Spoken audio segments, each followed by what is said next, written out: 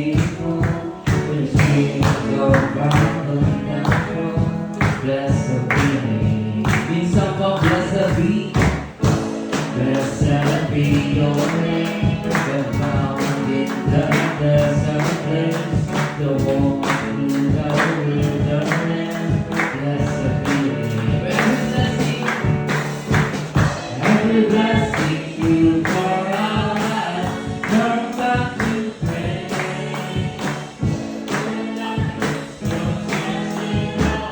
Still I will sing, blessed be the name of the Lord. Blessed be the name, blessed be the name of the Lord. Blessed be the holy of His name. Be someone blessed be. Blessed be your name, and the land that is plentiful, the streams of vibrant down. Blessed be your name, be someone. Blessed be your name, the found in the desert place, the walk through the wilderness. Blessed be your name. Every blessing for our lives, turn back to praise. When the darkness closes in, Lord, still I will sing. Blessed be the name of the Lord. Blessed be your name. Blessed be the name of the Lord. Blessed be your glorious name. Blessed be the name of the Lord. Blessed be your name. Blessed be the name of the Lord. Blessed be your glorious name. It's so blessed be. Blessed be your name, the land that is plentiful, the streets of abundant flow. Blessed be your name. Blessed be your name, the found in the desert place, the walk through the wilderness. Blessed be your name. Every blessing you pour out, turn back to praise. When the darkness closes in, Lord, still I will sing. Blessed be the name of the Lord. Blessed be your name. Blessed be the name of the Lord.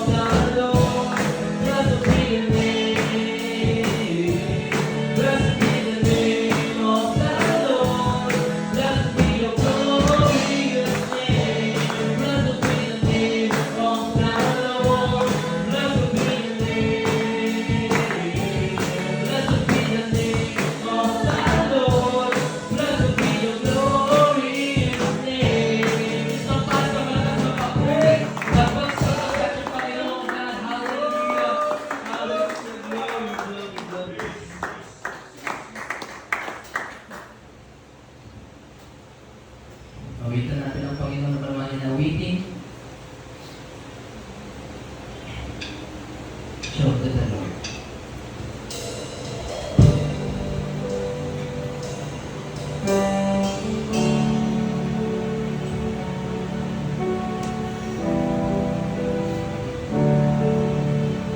Isang pa may Jesus. My Jesus, my Savior, Lord, there is none like you. All of my days, I want to praise the wonders of your mighty love. My comfort, my comfort, my shelter, tower of refuge and strength. Let every breath, all that I am, never cease to worship you. Shout to the Lord of the earth, let us see. Power and majesty, praise to the King. Mountains bow down and the sea will roar at the sound of your name. I sing for joy at the works of your hands. Forever I love you, forever I stand. Nothing compares to the promise I have in you. Minsan pa, my Jesus. My Jesus, my Savior, Lord, there is none like you. All of my days, I want to praise the wonders of your mighty love. My comfort, my shelter, tower of refuge and strength. Let every breath, all that I am,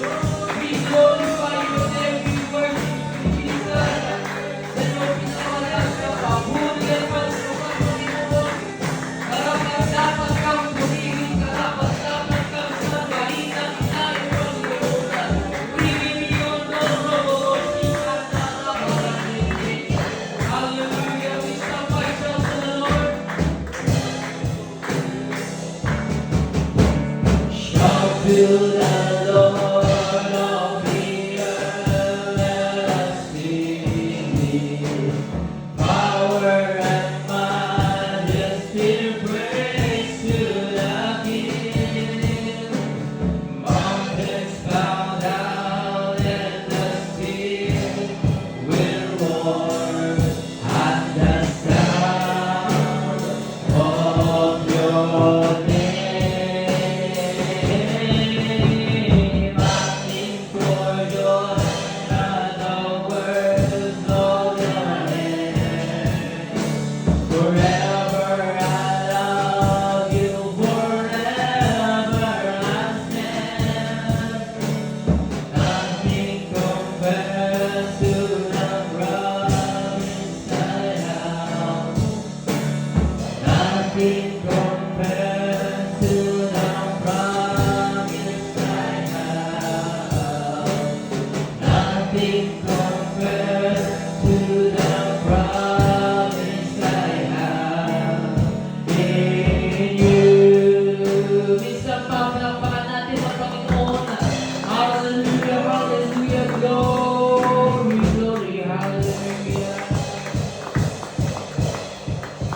Praise.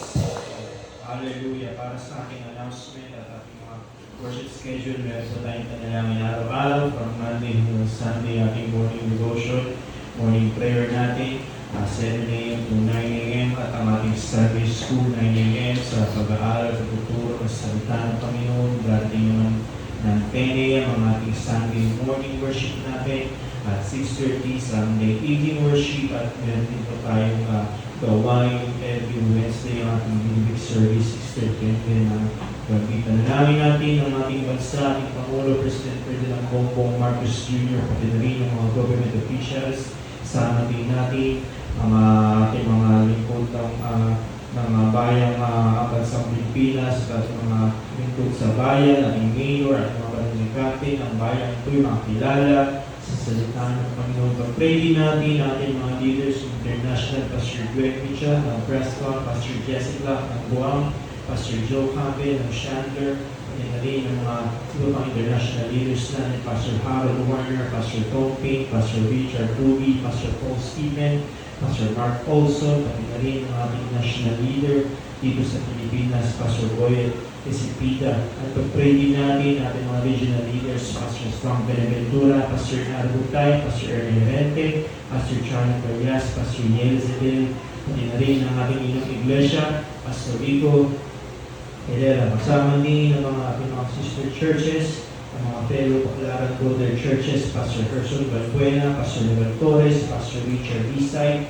Pastor Vincent Saber, Pastor Marceliano, Pastor Bong Canyosa, Pastor June David Chayla, Pastor Sam Bulbul, Brother Jimson Begon, Brother Noel Amarca, Pastor Melvin David, Pastor Jordan Chavez, Pastor Jess Pancho, at Pastor Larry Tumaya. Pati na rin ang ating mga missionary churches all over the world, Abu Dhabi, Cambodia, Taiwan, ating mga kapatiran sa Vietnam, Israel, Indonesia, Japan, Laos, at sama din natin panalangin ang bayang Antipolo, ang ating pastor, Pastor Rizal and Sambayan, spiritual breakthrough, financial breakthrough, salvation and deliverance, solain, dalangin natin sa Ling Gusali, sa Ling Lote, at Pastor Fisher Bigel, sa gawain ng Panginoon, pati na rin ang mga healing prayer request, magbigay himala ang Panginoon sa ating kapatid, Sister April Garcia, Bonifacio San Pedro, Albert Hill San Pedro, Lito Lopez San Pedro, Pastor Tongping, at ilapit na sa Panginoon din ang mga para sa buhay, magbigay ng kalakasan, karunungan sa ating Diyos.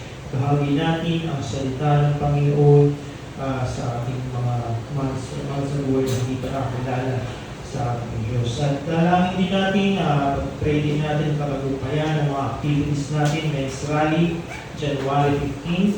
Itong darating na bukas po ito sa Pampanga. Impacting Sukat Paranaque, January 17, Sabado. Jubilee service natin, January 31. Office Night sa Baclaran, Feb 12. Regional Conference natin, Feb 16 hanggang 20. At ang impacting sa Isabela, March 19.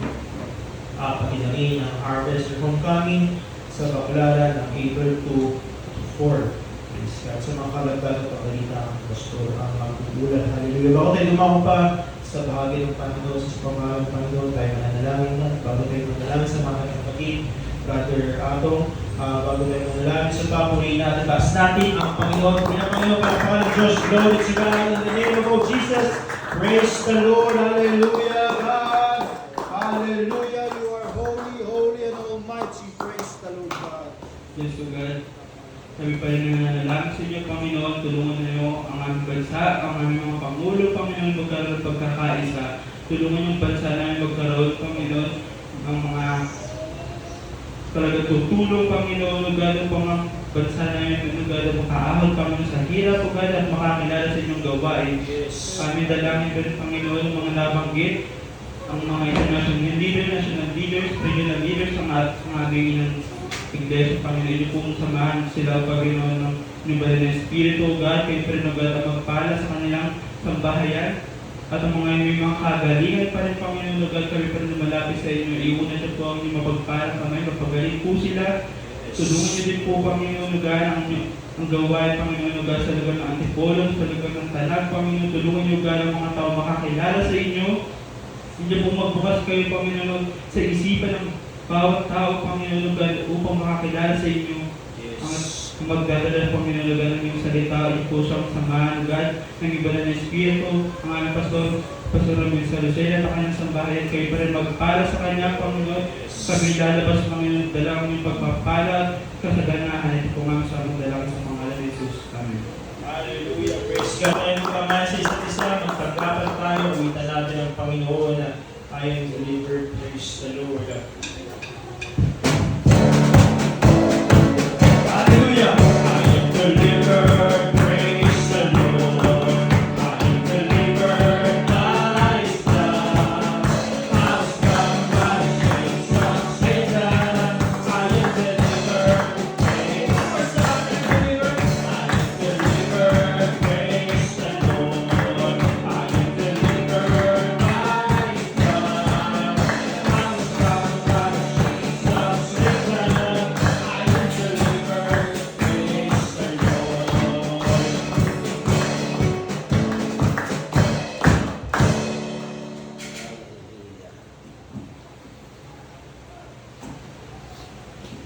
Okay, isa pong magandang umaga o gabi sa inyong lahat. Ito nagagalak kayo ng mga kasama. Amen. Sa gawain ng ating Panginoon. Amen. Praise God. Hallelujah. Amen. Okay. Sino po So, mamaya po ay aalis ako kasama yung aking mga bahay. Kasama ka ba, Joy? Ha?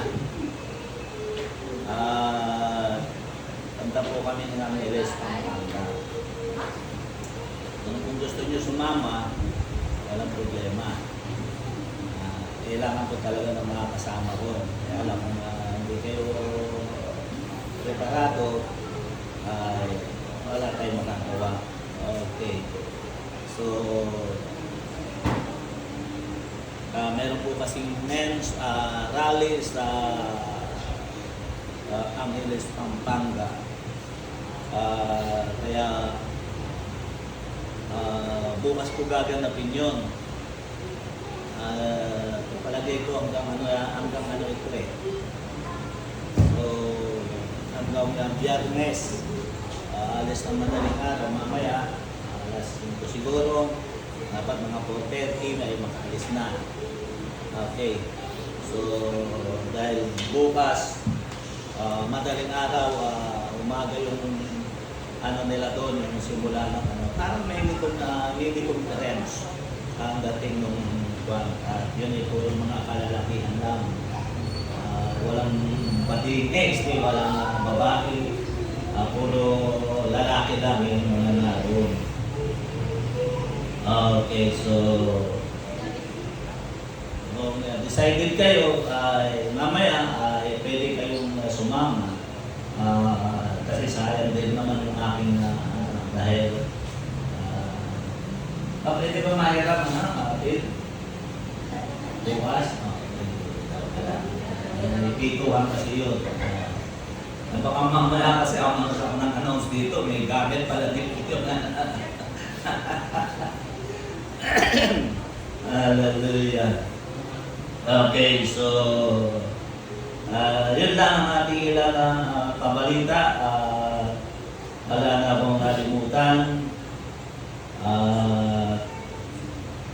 Tulad ng ating parating ginagawa, tayo ay alilitong pa rin ang pananalapi sa kawalan ng ating Panginoon Jesus. So, dahil ang gawain ito ay sumusulong sa pamamagitan ng pagsuporta. Wala po kasi tayong wala tayong benefactor, wala tayong wala tayong sumusuport o suporta galing sa ibang bansa. May kapatiran tayo na nasa ibang bansa. Ang ating mother church ay nasa Guam. So, ating grandmother church pala, ay ibig sabihin, ng mga baklaran ng ating mother church ay nasa Guam. Pero ang ating church ay self-supporting. Tumatayo tayo sa sarili nating mga paa. Okay. So, yun ang dahilan kung bakit tayo bumili ng pananalapi sa dahilan, amen, tayo ang sumusuporta ng gawain na ito ng ating Panginoon. At ito nakabase sa salita ng Panginoon na ang kanyang gawain ay susuportahan sa pamamagitan ng kanyang mga tao. At makikita natin sa Book of Acts na nakalagay yan doon. At maging sa Malakias chapter 3 verse 7 up to 10 ay sinabi ng ating Panginoon, dahil ninyo ang inyong mga ikasampung bahagi. Marami nagreklamo rito sa totoo lang. Marami nagreklamo, lalo na sa Facebook, ang dami pastor lang daw titinabang. Ang tagal ko na nag-ministry. Parang hindi ko naranasan yung salitang nangiginabang. Sa totoo lang. Kasi meron mga nagsasabi na mga pastor lang daw ang nakikinabang, napapasasa sa tithes o yung ikapo. Sana siguro pwede mangyari yun sa mga established church. Pero sa mga ganito yung bilang lang, labo lang, hindi mo mararanasan yun. Kaya sabi ng aking pastor, nung nabubuhay pa siya noon, ang sabi niya, 3 lang ang kinababagsak ng mga pastor. Sabi niya, kayabangan, kababaihan, kayamanan. At sinabi niya, yung kayabangan, hindi pa rin pwede umira yan sa mga pioneer. So, ganito church lang, ganito kaliit, hindi iira ng kayabangan. Ano yung pagyayabang mo? Yung membro mong 20?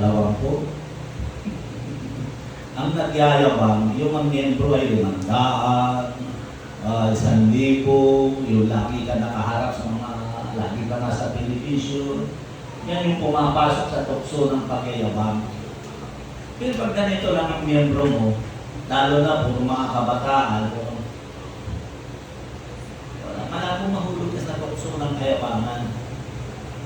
Pwede kung ang miyembro mo, meron kang lawyer, meron kang doktor, meron kang engineer, meron kang contractor, sabihin mo sa sarili mo, iba talaga kasi pag-ako ng salita. Mga professional na naniniwala.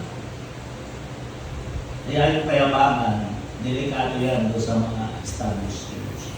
Hindi sa ganito. Kababaihan, pwede. Pwede.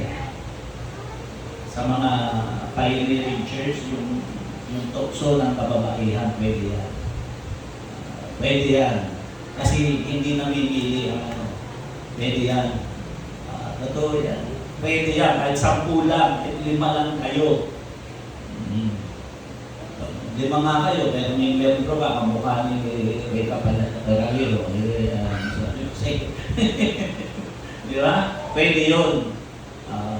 pwedeng matukso. Pero yung pangatlo, na sinabi ng pastor ko, dahil sabi niya kayabangan, kababaihan, at kayamanan. Kayamanan, hindi yung pwede sa ganitong pioneer. Walang pera sa ganito. Miyembro mo, 10, 20, 40, 100 medyo meron ka na nararamdaman doon. Kung lahat magta-tides, kung lahat ay pero meron tao talagang hindi nila mahigit yung natungkol sa pagsuporta sa gawain ng Diyos. Minsan nga may pagkakataon pang pastor pa yung utangan. Totoo yan. Ako, ganito lang ang miyembro ko, pero ilang beses na makaranas na may umuutang sa akin. Pero wala naman akong establish na income. Kaya hindi yun yung kayamanan, nangyayari lang yan sa mga 500 ng miyembro, 1,000 ang miyembro. Doon yan na mayroong tukso sa ganun. Pero ito pinag-uusapan natin, hindi ito bagamat totoo na mayroong nauhulog sa ganung sistema, pero sa akin kasi hindi po pwede yung ganun. Kasi hindi natin ilalagay sa tungkulin o sa pagpapastor ng isang tao na hindi mo nasubok ang puso niya. Hindi tayo naglalagay ng ganun. Sa ibang fellowship kasi, nangyayari talaga yan. Kasi sa ibang fellowship, tumatayo sila dito, hindi dahil sa dumaan sa malalim na pagsubok ang buhay ng isang tao. Kaya sila nakatayo dito dahil graduate sila ng Bible School. Kamunahin yun. Nag-doctorate sila. Meron silang mga tinatawag na DD, Doctor of Divinity, yung iba tawag sa kanila Bishop. Yan ang totoo niyan. Kaya hindi mo kontrolado ang katauhan nila. Kaya marami mga tao na uhulog sa tukso. Yun ang totoo niyan. Pero sa atin po hindi. Hindi tayo naglalagay ng tao dito.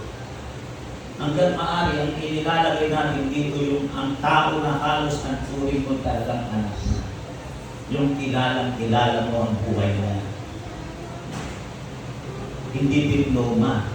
Ako wala akong diploma. Wala akong diploma. Ang diploma ko rito, yung katapatan ko sa Diyos. Yun ang totoo niyan.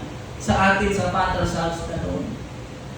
Ilan lang ang nilano sa atin. Graduate ng mga universidad o mga university, ng mga tataas ng paaralan, tulad ni Pastor Boy Isabela, national leader na mining engineer yun. Pero sa paaralan Biblia, hindi siya dumaan.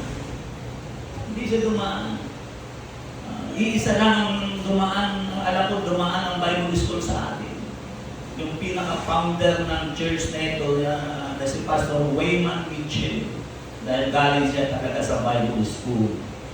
Nakita niyo yung pangitain, nakita niya pwedeng gamitin ng Diyos ang tao bagamat hindi siya graduate ng Bible School. Yun ang totoo noon. Kaya sa atin yun ang sukatan. Kaya bihira sa atin yun. Bihira. Nasabi ko sa inyo, walang ganon. Pag nagka-issue ka sa atin kagad sa pera, baba ka agad. Hindi ka pwedeng hindi ka pwedeng magtaka. Kaya yung sinasabi nila ang nagkakamasala na yung pastor, hindi malabo mangyari yun. Okay, so kaya naman malakas ang loob ko na magsalita patungkol dito dahil una, kilala ninyo ako. Kilala ninyo ako. Sabi ko nga sa inyo, meron nga sa ating dito nagtatrabaho sa club. Manunod ko siya sa club. Mag-asawa sila.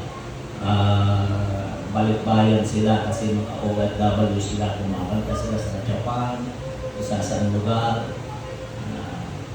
Nag-type sila dito. Hindi dito masaya na pa. Yung pirang paunahan church natin. Pinangkihan ng pastor natin. Nasabi ko nga na dito. Kasi sabi ng pastor natin, yung pastor mo nga yung nabubuhay pa, natanggap na lang ako ng type sa iyo. ng suporta mo sa gawain ng Diyos kapag mahal na ang trabaho mo. Hindi niya natanggap yun. Ang katwiran niya, kasi tumutugtog siya sa club. Ang katwiran ng pastor ko noon, maraming nasisira ang buhay kapag tumutugtog ka. Totoo naman eh. Sino ang dadalo ko? Sino makikinig ng awitin? Mga tao, ang hanap ay babae. Club eh, ano ba ang club? Nasaktan siya doon. Sinabi ko yun, ibig sabihin na hindi tayo nakatingin dito sa pera. Hindi tayo dito nakatingin sa pera. Kaya malabo mangyari yun. Kaya yung iba, nasasabi lang niya yun, dahil hindi nila kilala ang fellowship nito. At kilala mo ang fellowship nito, ang mga taong tumatayo dito, ang sabihin mo, hindi kami gano'n. Okay, kailangan ko ng pananalapi para sa gawain ng ating Panginoong Diyos. Tawagan ko sa Eldan, at ay pamunahan dito. Okay.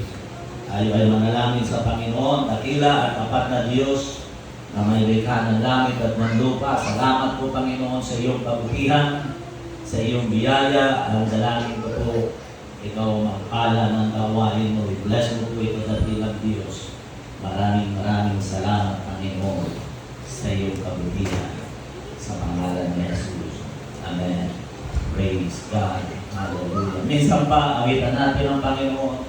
The time to be happy is now. Praise God. Hallelujah.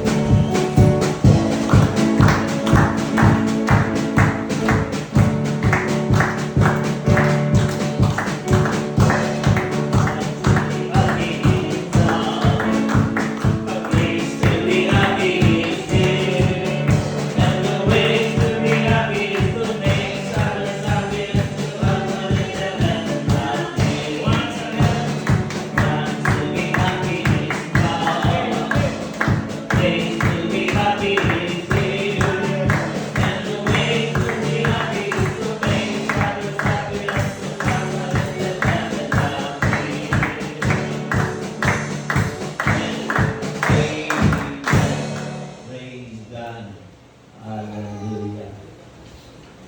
Salamat sa mga manonood at pagpalain kayo ng ating Panginoong Diyos sa makapangyarihan sa lahat. Amen. Praise God. Pero isang kwento, alam ko, nagamit ko na ito dito, yung kwento na ito, mayroong isang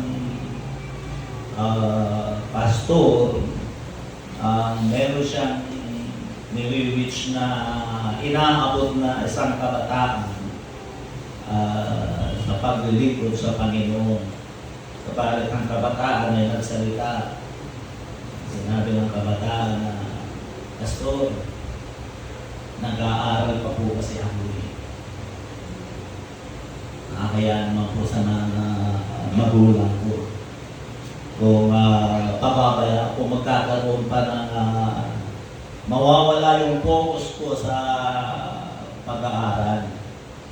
Kasi may mga tao minsan kasi pagkaunawa nila ang paglilingkod sa Panginoon ay sagabal sa pag-aaral. Minsan may ganyan mga tao. So, ang sabi ng kabataan sa pastor, hayaan mo po, pastor, pag na-graduate po ako ng high school, ay punta po ako, dadalo po ako dyan sa church mo. Dahil alam ko naman po mabuti ang inyong adhikari. Salita, nagawa ang pastor, kahit gustuhan niya na maligtas ang kabataan. So dumating yung panahon na nakagraduate ng high school yung kabataan. Brad, kumusta ka na? Nakagraduate ka na ba? Graduate na po ako. Kabataan. Pasya ka sa church, mas maganda, mas magtatagumpay ka kung kasama mo ang Diyos sa buhay mo. So ako sa kasalukuyan po kasi ako nasa college po ako ngayon, magsisika po muna ako. Ayaw ko pa rin biguin yung magulang ko eh. Pero pangako ko kasi makagraduate lang ako ng college ay talagang ipapagamit ko ang aking buhay sa Panginoon. Wala naman po tayong patutunguhan kundi yun. Wala pa rin nagawa ang pastor. Kundi, tanong-tanong lang siya. Sa madaling salita, nakalipas ang ilang taon, nakagraduate na ng college ang wala pa senior noon. Nakagraduate na ng college ang kabataan ngayon. At nagkita ulit sila. Okay. At talagang binata ka na. Laki na ng bulas ng katawan mo ha. O, kumusta na? O, graduate na po ako ng college. Ay, salamat naman sa biyaya ng Diyos. Nakagraduate ka. Oo nga eh.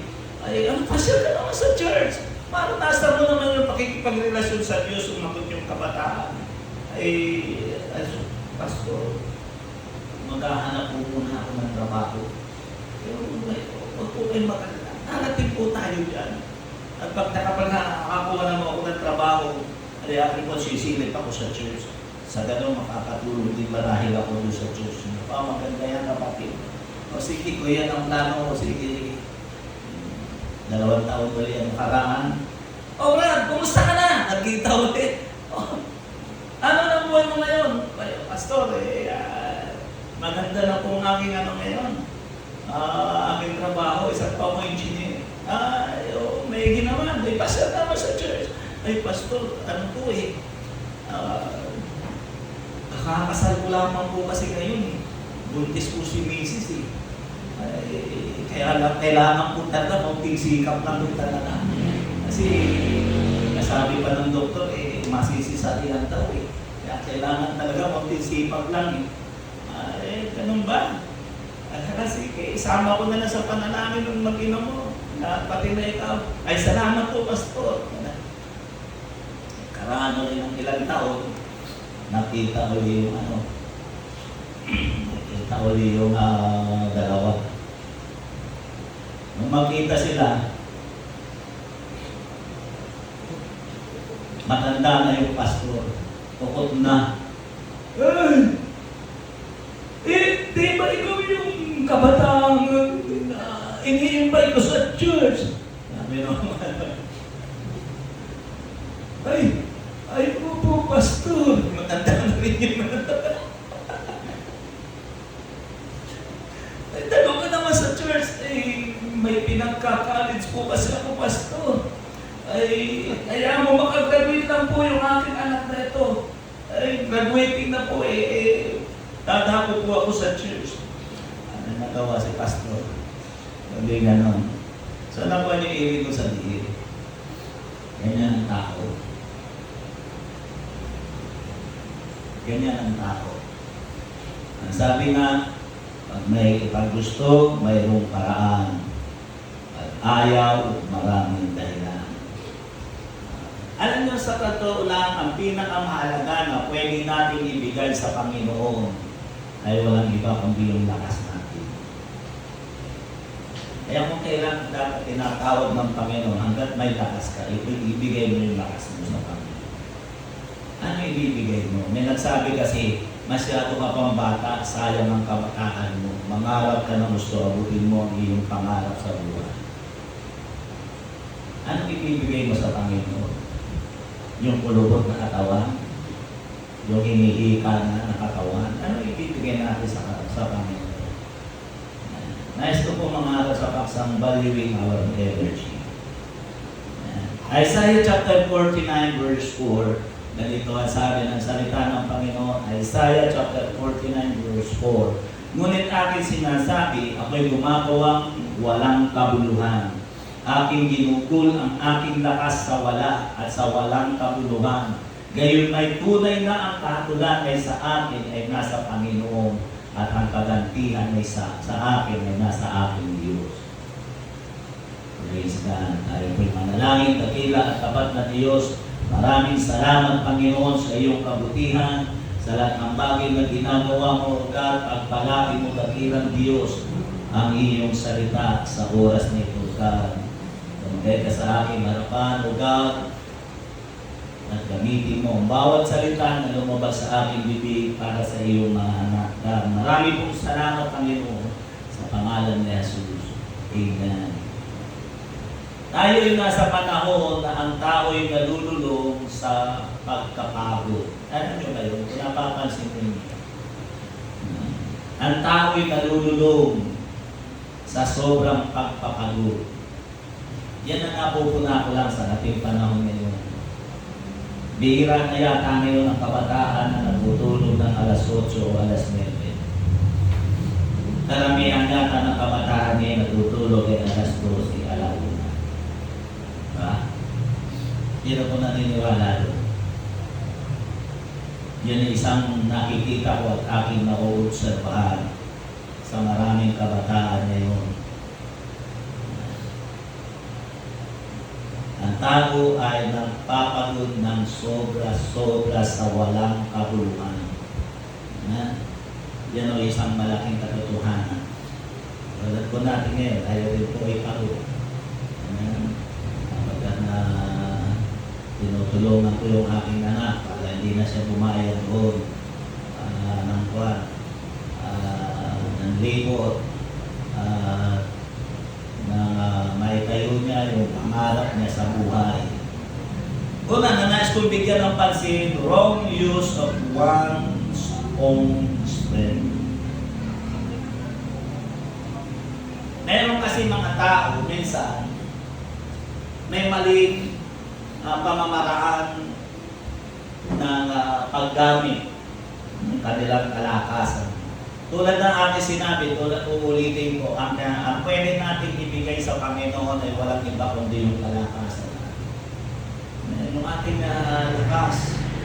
Kaya nga sinabi ng Bible, sa aklat ng Ecclesiastes sa chapter 12 verse 1, alalahanin mo ang may likha sa iyo sa oras ng iyong kabataan. Yan ang sabi ng ating Panginoon ni Hari Solomon. Ba't sinabing kabataan? Amen. Kasi yung kabataan, maraming magagawa yan. Andyan yan, punong-puno yan ng kalakasan. Ano sabi doon? Bago dumating ang sabi rito, bago dumating ang mga masamang araw at ang mga taon ay lumapit, tagka iyong sasabihin, wala akong kalukuran sa mga yaon. Doon ka na sa tumba-tumba. Kaalalahanin mo na lang yung mga nagdaan sa buhay mo.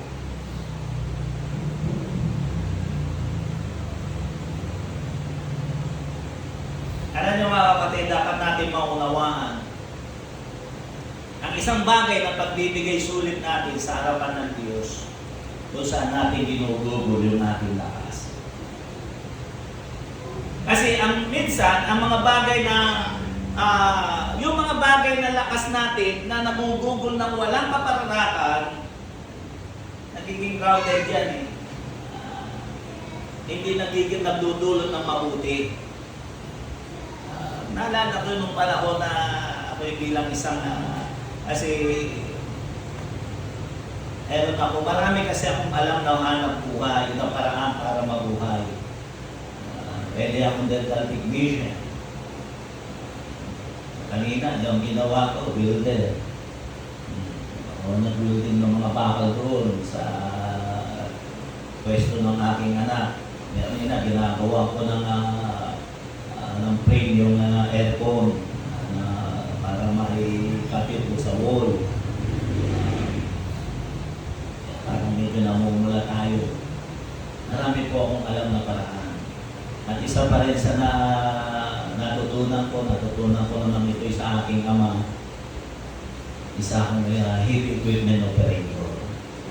Multi-skill operator po ako. Kahit anong klase ng makinarya ay nakapatakbo ko. Yun po ang dahilan kaya ako nakapag-abroad. Naging grader operator ako doon. Minsan bulldozer, minsan backhoe operator. Minsan nga sa aking pag-operate ng amo ko pa noon, yung chief dito sa Quezon Province. Pagkatala ko yung grader. Ako, alam niyo yung grader, hangin na gulong na malalaki yun, may blade sa gitna. Yun yung pinangkakayo ng lupa para malibel mo at saka sini-espalto o sinisiminto. I-grader mo muna, tapos i-compact ng mga piston. Yun yung ginagawa nun. nagmamanyo, tumatakbo ako doon sa isang kalsada, sa isang crossing. Habang bumabagtas ako doon, nagmamaniobra ako, namatay. Hindi nakahara ako doon, dahang pabigol ka naman doon, ang daming tao. Nagka-traffic na. Ang haba na ng traffic. Ay, hindi talaga, ayaw talaga tumakbo. Hindi ko maano ba? Sabi ko, ano ba yan? Dahilan nito, bakit ayaw tumakbo? May lumapit sa akin na isang yung help na yung mini truck, yung help na sasakyan. Brad, ano nangyari? Sabi ko, ayaw tumakbo. Sa tingin ko, diskarga ang baterya ko eh. Ang battery ko. O anong gagawin natin? Sabi ko, kung may battery ka extra dyan, pwede mo pernet para matatakbo natin ito na mawala ito dito sa gitna. Nagpagkataon, may karga naman siya, meron siya dala. Hindi na ipatakbo namin, naialis ko, naitabi ko. Nireport ko doon sa manager ko. Sabi ko, diskarga itong battery. Sabi nung incheck, sige, pili battery bago. Binili ko na ng battery. Pinabukasan, ayaw na naman tumakbo. At ang bago ang battery nito, bakit ayaw tumakbo? Likas po kasi sa akin nung makalikot. Hindi po kasi ako mahilig yung tawag ng mekaniko. Likas sa akin yung makalikot, ginawa ko, pinagsinig ko maigi, naisipan ko sundan yung Y. Pagtingin ko doon sa Y, talok yung Y. Natalo kasi sa kauuga, kumuskus doon sa pati sa chassis, kaya natalupan. Kaya nakadikit na yung live na, battery niya, yung wire niya. Kaya sabi ko, ayun ang dahilan. Kaya kahit bago ng battery discharge, kasi grounded. Nakadikit na yung wire niya. Kaya nakita ko agad, nakuha ko yung dahilan. Alam niyo kung bakit ko ginomento ito? Minsan sa buhay ng tao, kaya hindi makapaglingkod sa Panginoon, laging lola. Anong bakit? Dahil grounded. Grounded na sanlibutan. Grounded, nagpupuyat sa mga bagay na walang kahuluhan. Kaya pagdating ng kinabukasan, ang dami ko na nakita ng ganito. Hindi makadalo ng umaga, hindi makadalo ng Sunday school service. Kasi puyat, ang sakit ng ulo. Bakit? Kasi nga, alas 2 na ng madaling araw, gising pa. Kung sino-sino ang katsa. Ang tawag doon, grounded. Kaya pagdating ng kinabukasan, mamaya na lang ako gabidada doon. Nakuha niyo ba yung ibig sabihin? Alam niyo, sa totoo lang, hindi natin magagawa ang pinakamabuti sa harapan ng Diyos kung hindi mo sisiyasatin ang iyong sarili. Bakit ganon? Parang lagi kang walang gana. Bakit ganon? Parang napakahirap sa iyo ibigay ang buhay mo sa ating Panginoon. Tumatagas. Merong grounded ka sa maraming bagay na hindi naman dapat pag-utulan ng panahon. Pangalawa, we expend our energy and we are also responsible for our energy. Ginugugol natin yung energy natin. Yan na nga, sabi ko nga, minsan dahil sa walang pagkuhan. Pero dapat natin maunawaan, tayo po ay responsable para sa ating enerhiya. Alam niyo, si Jesus ang isang mabuting halimbawa dito. Si Jesus, kung ating bibigyan ng pansin, ito nga sabi nila eh. Kaya sinabi nila si Jesus ay tao dahil si Jesus ay natulog. Alam mo kung bakit si Jesus natutulog? Kung tutuusin, pwede siya hindi matulog. Diyos siya eh. Pero si Jesus ay natulog. Alam mo kung bakit? Pagbibigay niya ng halimbawa. Ang basahin natin, Matthew 8:24, at narito umano ng isang malakas na bagyo sa dagat na ano pat inaapawan ng daong ng mga alog at apat siya ay natutulog. Si Jesus ay natutulog. Siya ay nagpapahinga. Inire-relax niya yung katawan niya. Sa madaling salita, kung may pagkakataong matulog na matutulog siya. Ano ba yun? Nakukuha niyo ba yung ibig ko sabihin? Lucas chapter 23 verse 7 to 9, at nang maunawan na siya ay nasasakop ni Herodes, ay ipinadala niya siya kay Herodes, na ng mga araw na yaon ay nasa Jerusalem din naman. Ito yung dakpin si Jesus. Malapit na siyang ipako dyan sa krus. Dinakip siya. Ang sabi dito, at nang maunawa na siya nasasabog ni Herodes, ipinadala niya siya kay Herodes, ang nagpadala si Pilato. Nang mga araw na yaon ay nasa Jerusalem din naman. Nang makita ni Herodes si Jesus, ay nagalak siyang lubha sapagkat malao ng hinahangad niya na makita siya, sapagkat siya'y nakabalita tungkol sa kanya at siya'y naghihintay na makakita ng ilang himala na gawa niya. At tinanong niya siya ng maraming salita, datapwat siya'y hindi sumagot ng anuman. Yan ang sabi rito. Alam niyo kung bakit hindi sumagot si Jesus? Nililitis na siya dyan. Tinatanong siya ni Herodes. Sabi nga ni Herodes, sa akin hindi ka nagsasalita. Alam mo ba kung pwede kitang pakawalan? Pwede kang maging malaya. Ibig sabihin, pwede kang maabsuelto. Pero sa akin hindi ka nagsasalita. Alam mo kung bakit hindi si Jesus nagsasalita? Inire-reserve niya yung lakas niya. Hindi siya madaldal. Kasi yung pagdadaldal, yung pagsasalita ng pagsasayang ng enerhiya. Kanina meron dito sa labas magsasayang ng enerhiya.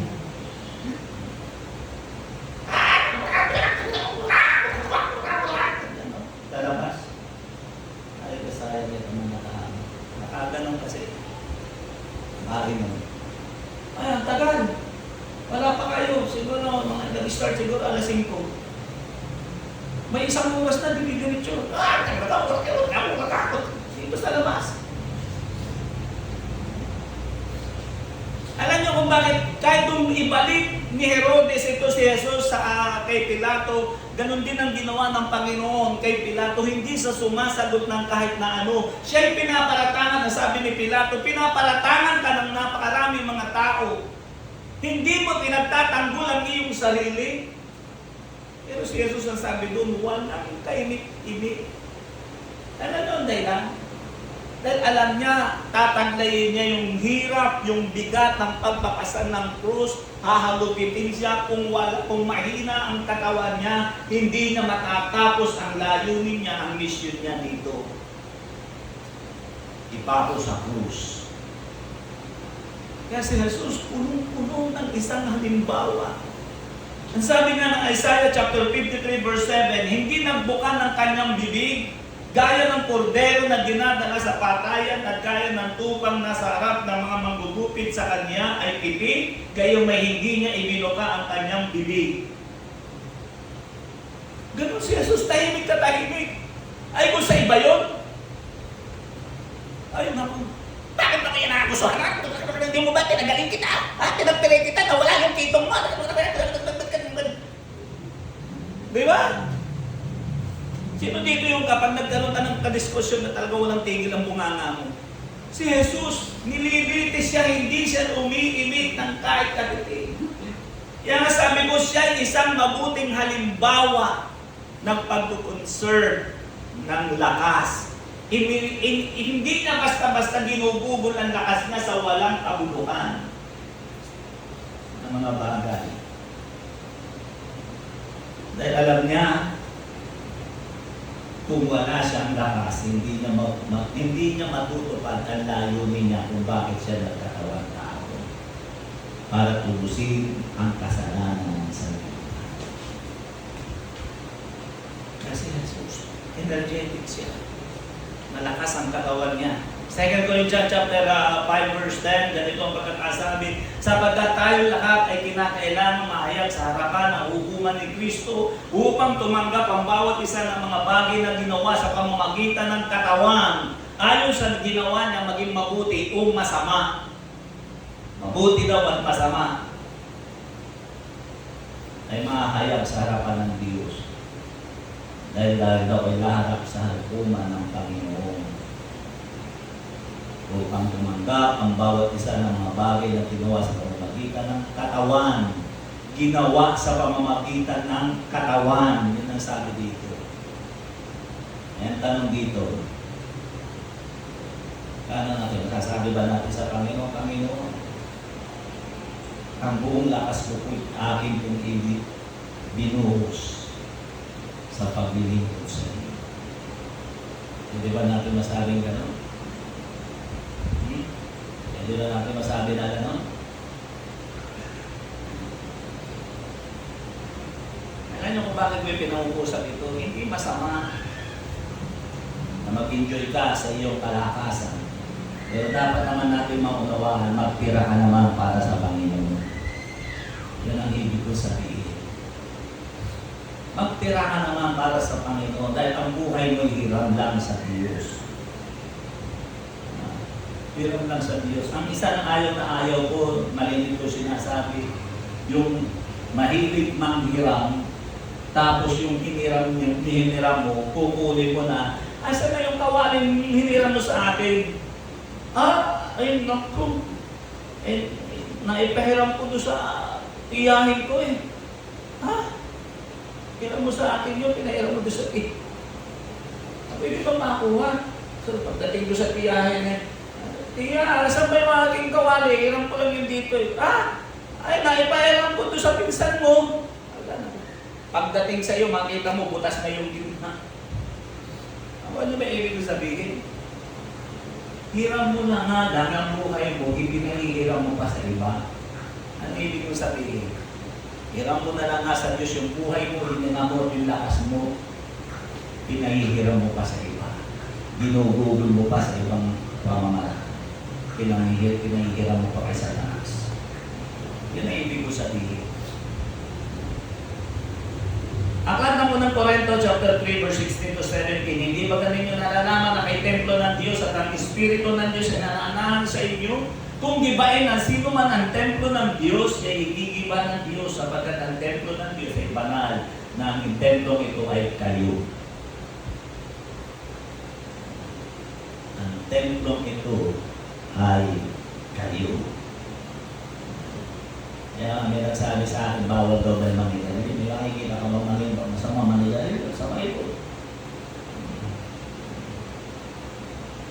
Ginawang ko nga. May nakita ka rin ba sa Bible na maligo ka? May wala. Wala ka naliligo.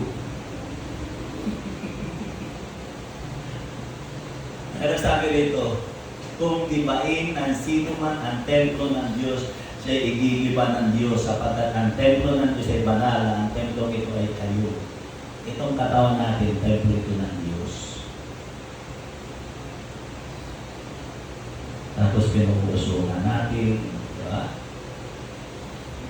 Ang ano na ibig ko sabihin, sinisira natin. Kung wala tayong pagpapahalaga rito, ipagbibigay sulit natin sa Diyos. Alam niyo, may nakakita ako, diba? Kay Gia, pinakita na kay Gia. At talaga, naano ako. Sabi pa, ang laki ng butas ng tenga rito. Piso yata, pinapasok niya rito. Sabi ko, nagganon siya. Eh, mukha pa naman siyang goods. Sabi ko, nagganon siya ng forma. Eh, talo siya sa away hindi. Mahima, ano lang siya dito, lang ang lapos na kagad yung ano niya. Sabi ko, gano'n ang buhay na. Tapos, alam mo, may nakita pa ako, mas malala pa pala yun. Bukod sa may butas dito, ang laki na, kasya yung piso dito, meron din pala dito sa ilong. Ang laki! Gapiso din, dito sa ilong, oh. Ginaganong pa nga ng kamay niya, oh. Pag isinuot niya yung kamay niya dito, labas dito sa butas yung ano eh. Sabi ko, kita dito mga tao dito. Ipagbibigay nila sa ulit nila yung sa Panginoon. Nakuha nyo may ibig ko sabihin. Natandaan natin, ang ating lakas ay ibibigay natin, ay magbibigay sulit natin sa harapan ng ating Panginoon. Pangulit dito ang magtatapos, on this strength can you give to God. Diba yung introduction ko kanina? Yun lang naman talaga eh. Alam niyo, sabi ng matanda, alam mo, Pastor, Kung nagkataon lang ako'y malakas pa, pupunta ako sa church. Hindi ko na magawa, nangangalog na yung tuhod ko. Paano ba ibig kong tukuyin?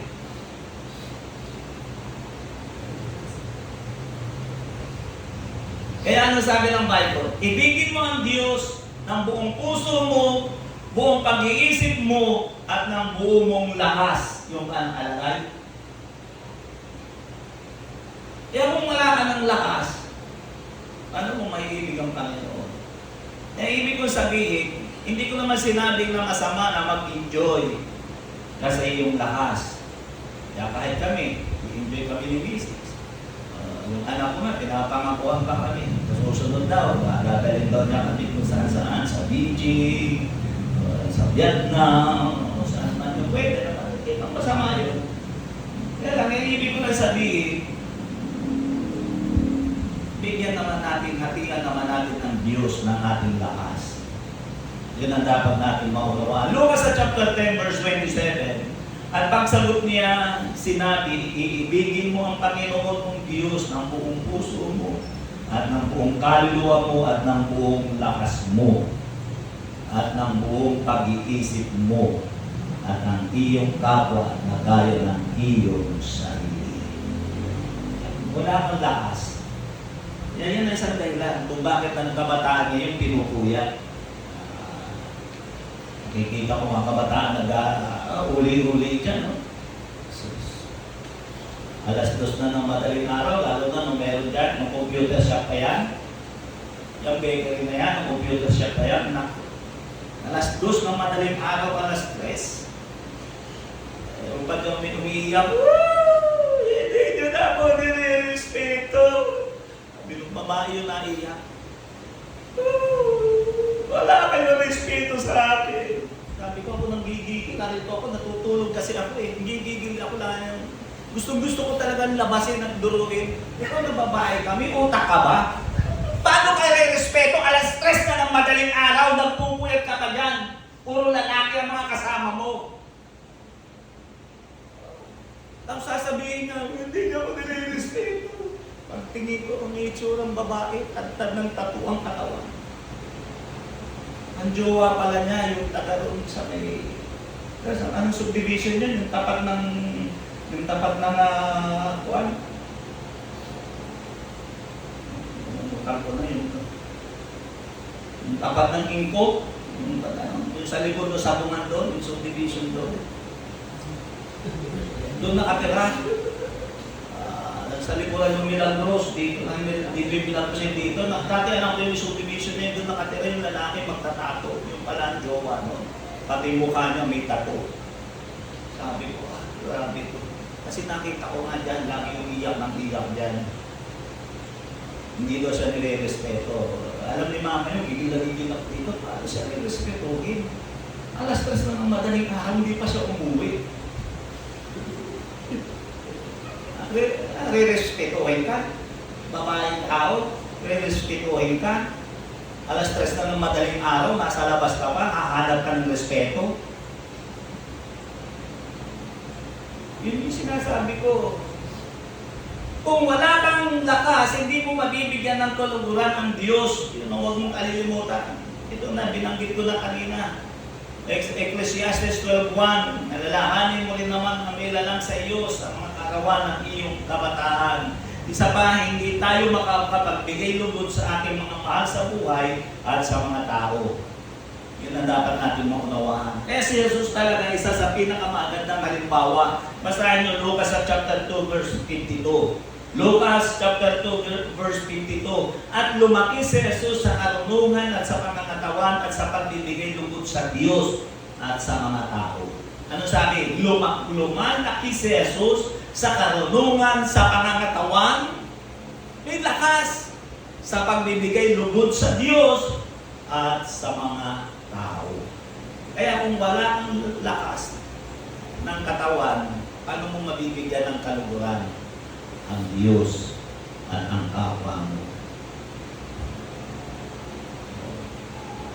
Gawain ko ito nung una kaya nasasabi ko, umuwi ako alas 2 ng madaling araw Tapos gigising ako, alauna ng hapon na. Lagi ako nasa tambayan. Alam ni mama yan. Magkasama kami yan nun eh. Huli ng huli. Jowa pa kami. Jowa. Pero mo, mag-ice cream lang kami. Pupunta pa kami ng San Pablo.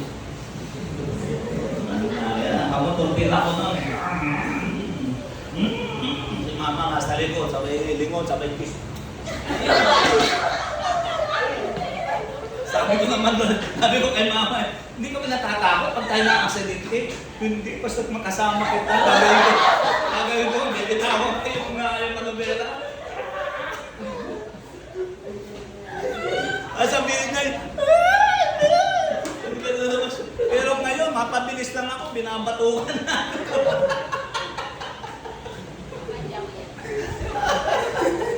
Tapos na-slide kami doon sa reles. Yung reles kasi na rin pag ganon eh. Nakaganon kasi, buti sana kung naka-vertical na ganon, naka-horizontal na pag ganon. Pag ganon dapat, para diretsyon ganon. Eh pag ganon kasi, kaya pag daanan mo ito na ganon, dumulas. Baliktad kami.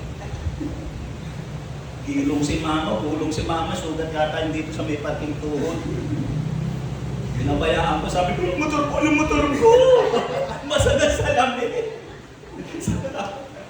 May pera yan eh, mapera yan no, dalaga pa siya eh. Sabi ko na, bili ka na lang ng side mirror, huwag ka na huwag ka na mag-alala dyan. Bumili na ako, galing gamit ang pera niya. Puti na lang, nagbalik ko sa dati na.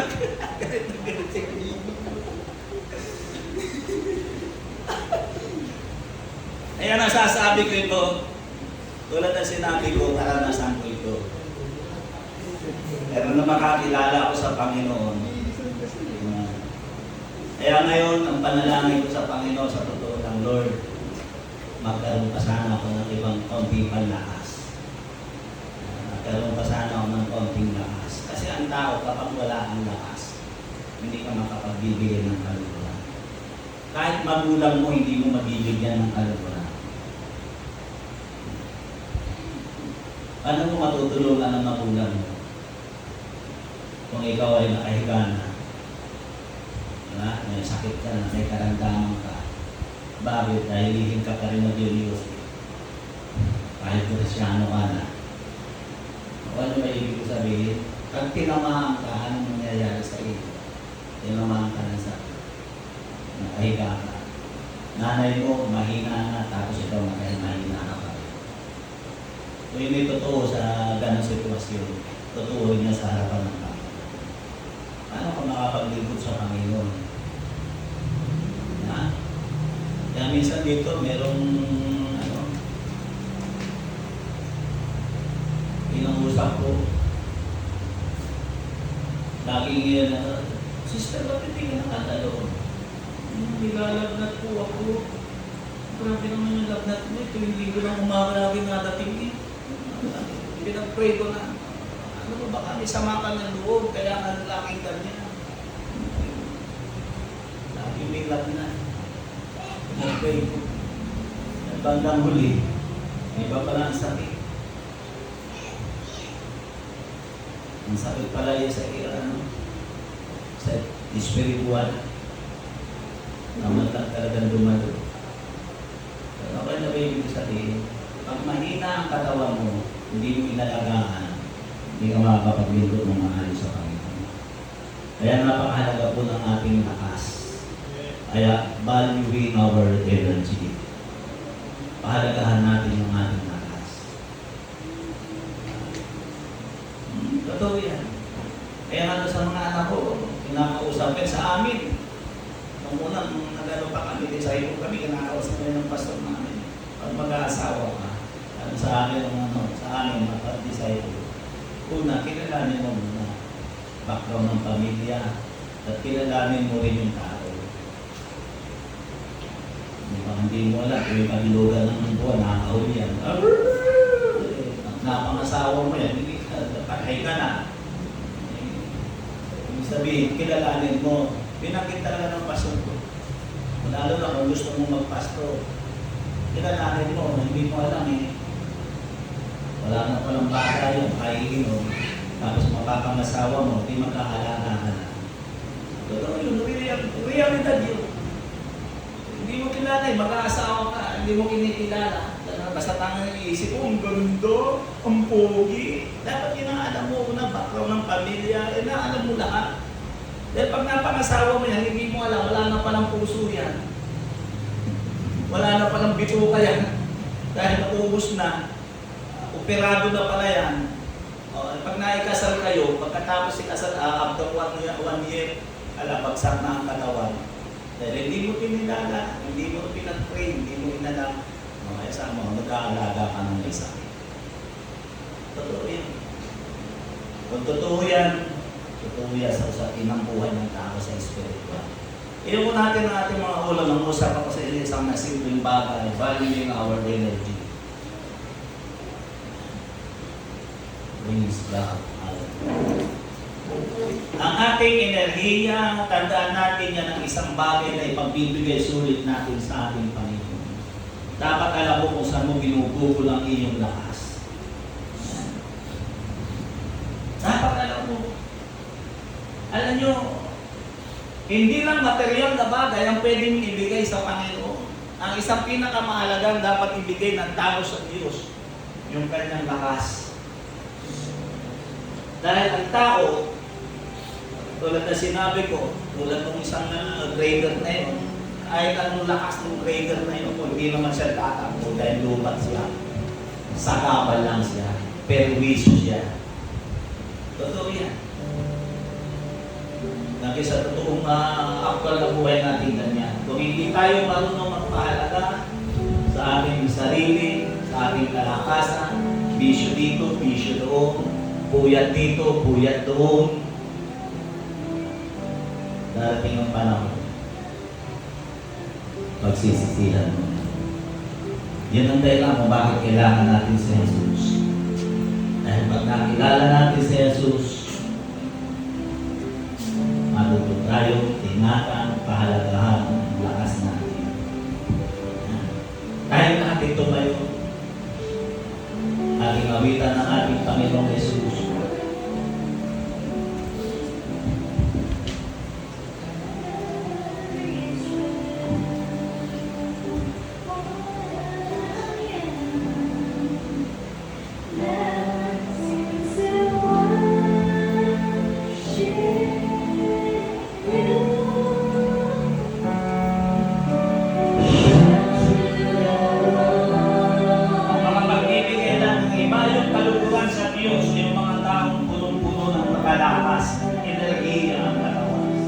Aminin mo yan sa hindi, yan ang totoo. Yan ang taong makapagbibigay ng iba yung kaluguran sa Diyos. Anong ibibigay natin sa Panginoon? Kung ginugol natin sa walang kapuluhan ng lakas natin, yan ang ibig ko sabihin. Kaya ipinangusap ko ito, mga kabataang pagkaharap ko. Kaya ako ito ipinangusap, nais mo ipaabot sa inyo, kung wala ang lakas mo, hindi mo mabibigyan ng kaluguran kahit na sino. Wala mo mabibigyan ng kaluguran kahit na sino. Kaya nandaan natin ang lakas natin. Yan ang isang yaman natin, yung ating lakas. Kaya dapat binabalyo natin, pinahalagaan natin ang ating kalakasan. Ang ating karunungan, ang ating katinuan, kaya ba't ating pinapahalagaan. Praise the name of Jesus. Hallelujah. Nag-usap ako sa isang simple time na pang-usap sa online. Maaring relate ka sa ating pinag-usapan.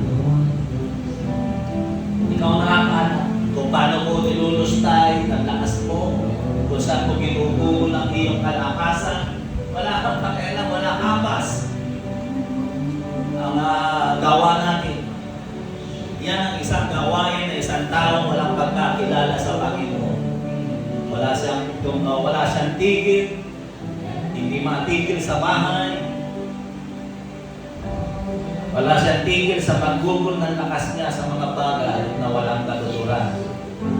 Pero dapat mong maunawaan, ipagbibigay sulit mo yan sa harapan ng ating Panginoon. Dahil ang lakas mo ay hirap lamang sa Diyos. Yan ang dapat mo maunawaan.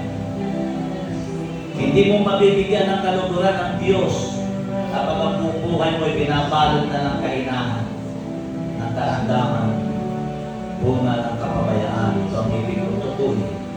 Kung hindi mo pakilala ang ating Panginoon, hanggang may lakas ka pa, alalahanin mo siya. Kaya kung hindi mo pakilala ang ating Panginoon, nananalangin ako ng isang panalangin ng pagtanggap sa ating Panginoon. Ituloy mo yung iyong sariling panalangin. Nanalangin ka ng ganito, dakila at tapat na Diyos. Marami pong salamat, Panginoon, sa aking narinig. Inaamin ko po, wala akong tigil, wala akong kontrol, abusado ako sa katawan. Dahil ang hilig ko ay kaligayahan, kalayawan. Ito ang hinahabol ko sa araw-araw. Pero inaamin ko, Panginoon, at sinasampalatayanan ko, Panginoon, kailangan kita. Wala akong magagawa kung wala ka sa buhay ko. Gusto kong makalaya sa ganitong sitwasyon. Kaya sa oras na ito, nagpasya ko, Panginoon, na tanggapin ka bilang aking Panginoon, tagapagligtas ng aking buhay. Binubuksan kong puso ko, inaanyayahan kitang pumasok, maghari sa pinakasentro ng buhay ko. Isulat mo rin ang aking pangalan sa aklat ng buhay upang sa iyong muling pagbabalik ay makasama mo ako doon sa buhay na walang hanggan. Maraming salamat, Panginoon, sa kapatawaran. Tulungan mo po ako na magugol ko at nalalabi ko pang lakas para sa iyo. Ito sa pangalan ni Jesus. Amen. Praise God. Sa oras na ito, aring kinausap ka ng ating Panginoon, aring wala pa tayong kontrol, wala tayong disiplina pagdating sa ating lakas. Minsan, nangaral ako na sinabi ko, ang taong papasok ng langit ay taong may disiplina. At yun po yung isang malaking katotohanan. Kaya dito pa lamang ini-exercise na ang disiplina, yun ang isang malaking katotohanan. Ulitin ko, hindi pinagdaramot ng Panginoon ang kalakasan natin. Ang ibig ko lang sabihin, magbigay ka ng panahon sa pangangailangan mo, sa oras, at sa trabaho, bigay ka ng ilang oras para sa pastime mo, pero huwag mong isa ka, maglaan ka para sa Panginoon. Huwag mo sobrang paguri. Yan ang nakikita ko problema ng kabataan sa ngayon. Sobrang pagpapaguri. Sobrang layaw at pagwawagas, hindi lang mananalabi, kundi panilakas na sa kanyang katawan. Kaya sa oras na ito, pasamantal, alam mo yan, because control ka pa rin pagdating sa tinatawag, pagdisiplina sa sarili, katawan. Praise the name of Jesus, Lord of God, hallelujah. God, maraming salamat sa iyong kabutihan. God, sa lahat ng bagay na iyong ginagawa ko, Panginoon. O Diyos na may likha ng langit at ang lupa, O God, salamat po, Panginoon, sa iyong biyaya at pagkapalan. God, maraming salamat, Panginoon, sa iyong kabutihan mo, dakilang yes, O God, in Jesus' name. God, maraming salamat, Panginoon, sa mga bagay hindi ko kayang ipag-usap, ikaw ang mag-usap. Mga bagay hindi ko kayang paglinawin sa kanilang mga puso at kaisipan, ikaw ang mag-usap. Yes, O God, in the name of Jesus, hallelujah. Lord, pagpalain mo ang iyong anak, mag-usap ka, iba yung pag-usap sa anak mo. Pagpalain mo siya sa lahat ng mga. O, tulungan mo maging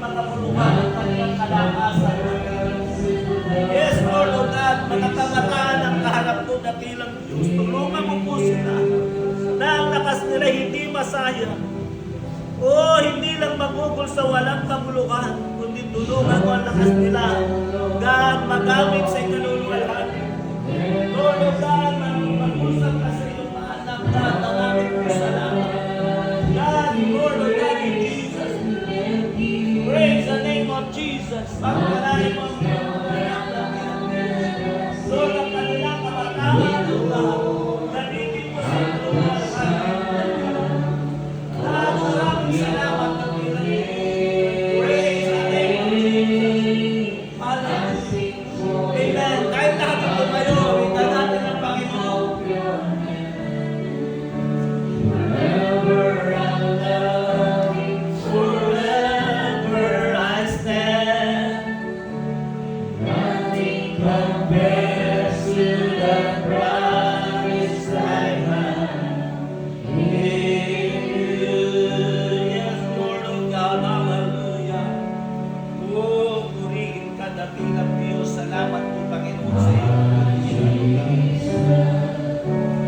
My Savior, Lord, there is none like you.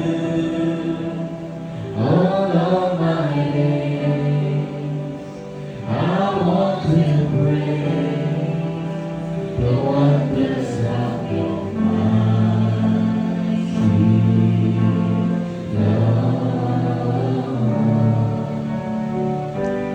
My God, my shelter, tower of refuge and strength. Let every breath, all that I am, never cease to worship you. Shout to the Lord of the earth, let us sing. Power and majesty, praise to the King. Mountains bow down and the seas will roar at the sound of your name. I sing for joy at the work of your hand. Thank you, Lord, for Forever I love you, forever I stand. Nothing compares to the promise I have. Nothing compares to the promise I have. Nothing compares to the promise I have in you.